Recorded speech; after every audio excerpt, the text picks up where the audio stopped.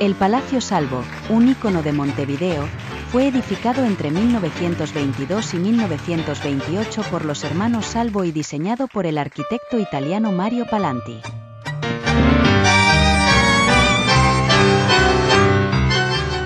Es uno de los edificios más emblemáticos de la ciudad y ha sido testigo de muchas historias a lo largo de los años. Su diseño único y su ubicación lo convierten en un punto de referencia importante en la capital uruguaya. Con sus 105 metros y 31 plantas, fue el edificio más alto de América Latina en su época y es Monumento Histórico Nacional desde 1996. Es uno de los principales polos de atracción turística de Montevideo. Cuenta con un subsuelo, planta baja, entrepiso, 10 pisos altos completos y 14 pisos de torre, alberga 370 unidades habitacionales.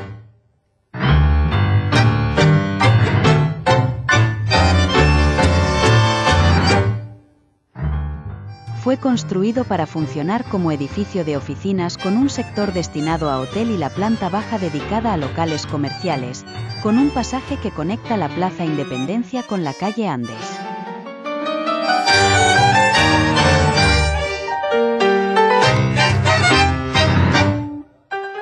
Su estilo Art Deco ecléctico mezcla elementos renacentistas, góticos y neoclásicos, convirtiéndose en un símbolo de la ciudad.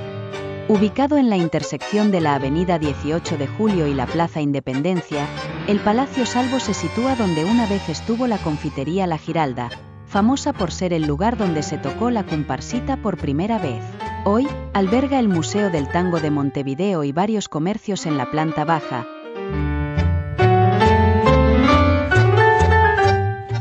mientras que los pisos superiores se dedican a viviendas y oficinas. Desde su inauguración, ha sido un punto de atracción turística y un recordatorio del esplendor de las primeras décadas del siglo XX.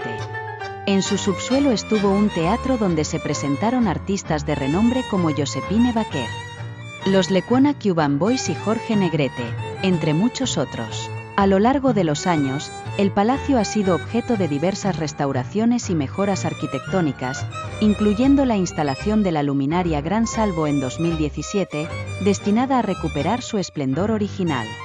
Curiosamente, el arquitecto Mario Palanti también diseñó el Palacio Barolo en Buenos Aires, un edificio similar inspirado en la Divina Comedia de Dante Alighieri. La intención original era unir ambas ciudades a través de un puente de luz desde las cúpulas, pero un error de cálculo impidió que las luces de los faros se encontraran.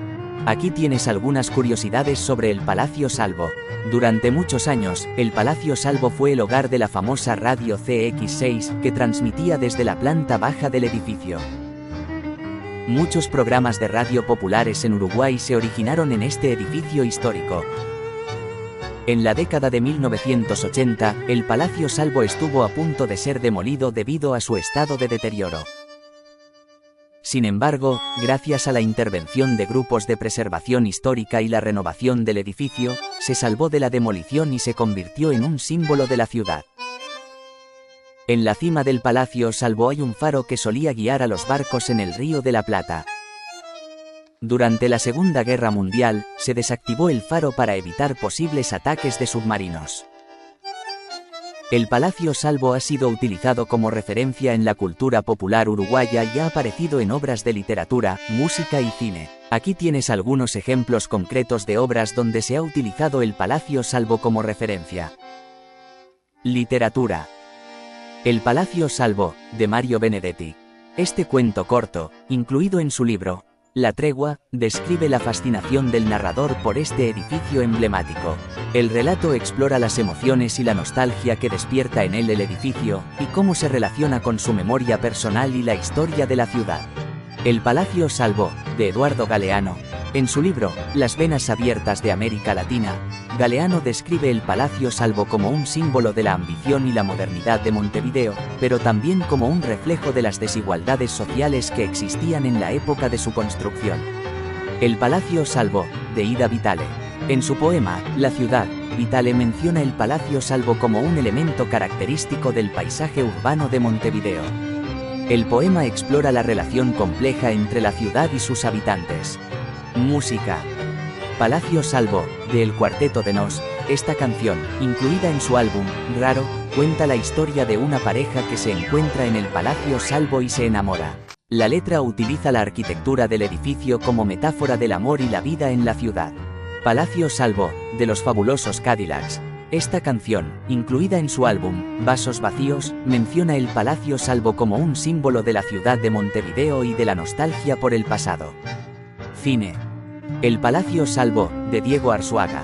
Esta película se centrará en la historia del edificio y su rol en la vida de los montevideanos. El Palacio Salvo, de Rodolfo Santullo.